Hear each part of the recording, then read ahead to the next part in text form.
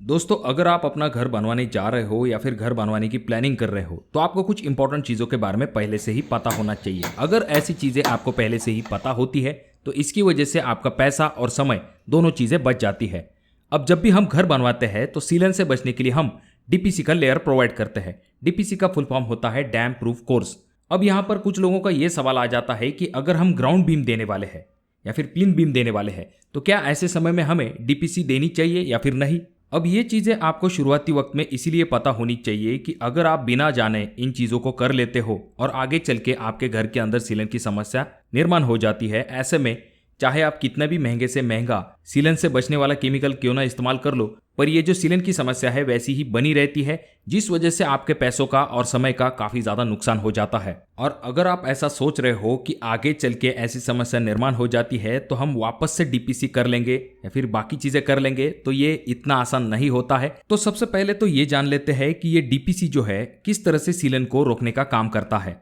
ये डीपीसी का जो लेयर होता है बेसिकली ये कंक्रीट का 3 से लेकर 4 इंच का एक लेयर होता है, यानी कि एक बेल्ट बनाया जाता है आपके दीवारों के ऊपर। इसकी हाइट जनरली जमीन लेवल से 3 फीट के ऊपर हम लेते हैं। अब इसका फायदा ये होता है कि जो जमीन लेवल वाला हमारा जो ब्रिक वर्क होता है वो मिट्टी के संपर्क में आ जाता है, और जब ये आसपास की मिट्टी बरसात के पानी की वजह से या फिर बाकी चीजों की वजह से गीली हो जाती है तो इस गीली मिट्टी का जो पानी है वो ईंटें अपने अंदर खींच लेती है, और यही पानी जो है वो ऊपर की ईंटें अपने अंदर खींच लेती है, जिसे कि कैपिलरी एक्शन कहा जाता है। इसमें होता यह है कि नीचे की जो ईंट है वो गीली हो जाती है, फिर बाद में वही पानी जो है ऊपरी ईंट अपने अंदर खींच लेती है। इस तरह से जो नमी है वो धीरे धीरे करके ऊपर के तरफ बढ़ने लगती है, जिस वजह से जब ये आपके फर्श के लेवल के ऊपर चली जाती है तो आगे चल के घर के अंदर आपकी जो दीवारें हैं उनके ऊपर आपको सीलन की समस्या दिखाई देने लगती है, जिस वजह से आपका पेंट खराब हो जाता है, और अगर वो फर्नीचर के संपर्क में आ जाती है तो आपके फर्नीचर को भी खराब कर देती है। पर जब हम इस 3 से लेकर 4 इंच वाले डीपीसी के लेयर को जमीन लेवल से 3 फीट हाइट के ऊपर प्रोवाइड करते हैं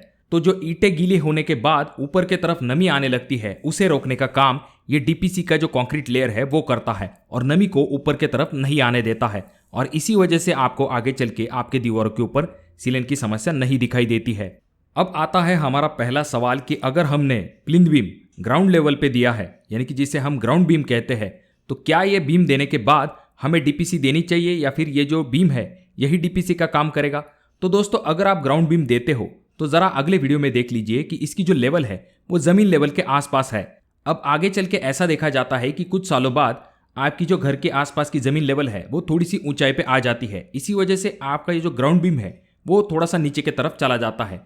और होता यह है कि आपकी जो ईंट है वो डायरेक्टली मिट्टी के संपर्क में आ जाती है, और इसी वजह से ये ईंट गीली होके ऊपर के तरफ नमी को ढकेलने लगती है। ऐसे में अगर आपने 3 फीट हाइट के ऊपर डीपीसी को नहीं दिया तो ये नमी ऊपर के तरफ चली जाएगी। इसलिए आपको क्या करना है, भले ही आप ग्राउंड बीम देते हो फिर भी आपको 3 फीट हाइट के ऊपर एक डीपीसी की लेयर को जरूर प्रोवाइड करना चाहिए। अब ये जो डीपीसी की लेयर आप देने वाले हो तो यहाँ पर आपको ये ध्यान में रखना है कि ये जो लेयर है इसकी जो मोटाई है यानी कि जो थिकनेस है वो कम से कम 3 इंच तक होनी चाहिए, और इसके लिए आप जो कंक्रीट इस्तेमाल करोगे वो M20 ग्रेड से कम का बिल्कुल भी नहीं होना चाहिए। M20 ग्रेड का जो प्रोपोर्शन है वो है 1:1.5:3,